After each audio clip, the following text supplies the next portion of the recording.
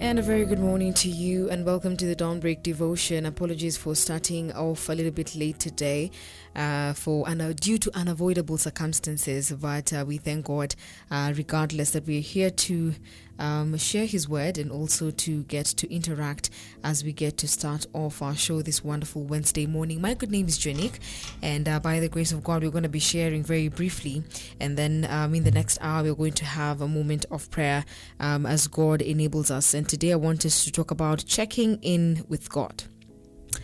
Checking in with God. How often do we check in with God? Many a times we just start our day and we start our things, but we don't involve God. So how often do we check in with God?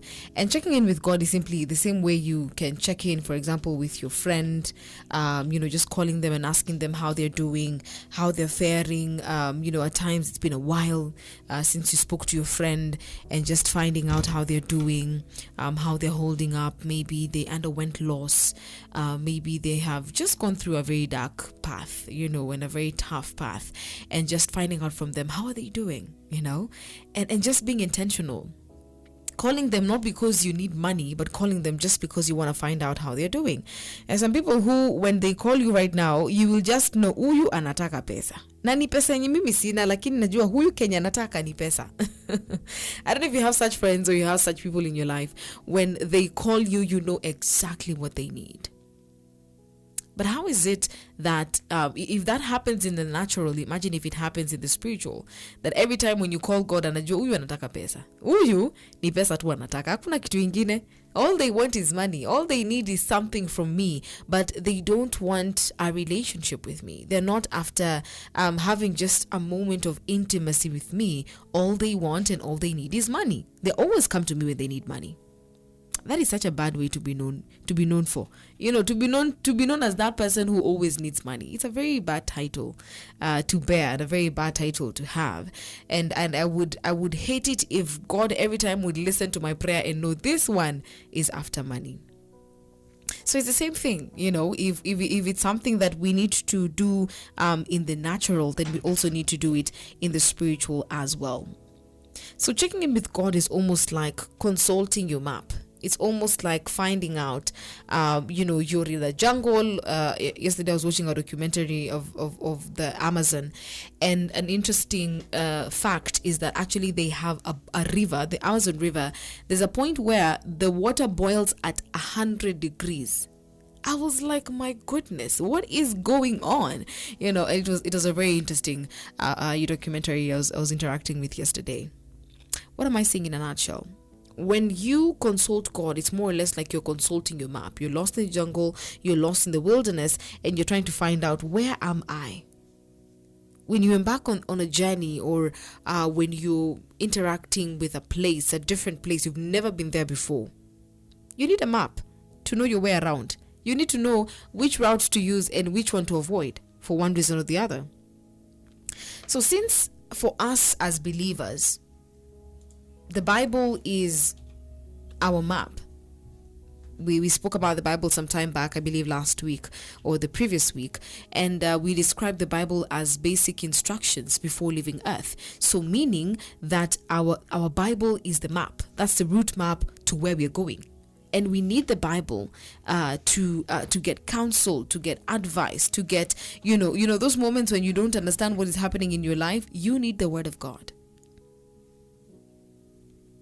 So how I pray that we will not be the kind of Christians who always run to God when we need something, but that we will check in with Him. We'll find out, God, what are your thoughts about this? I want to venture into this kind of business. I want to, step into this environment, and I want to do this and do that. How should I go about it?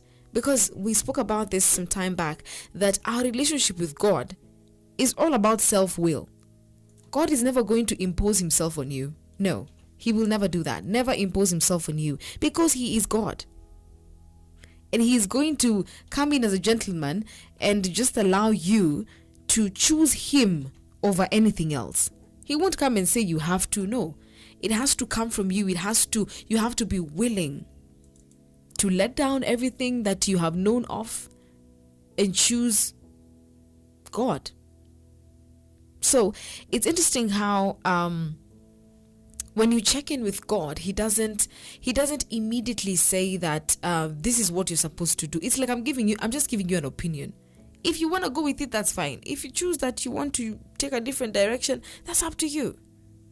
But when you have made God your Lord, you've made him Lord over your life, what he says goes. It's not an opinion.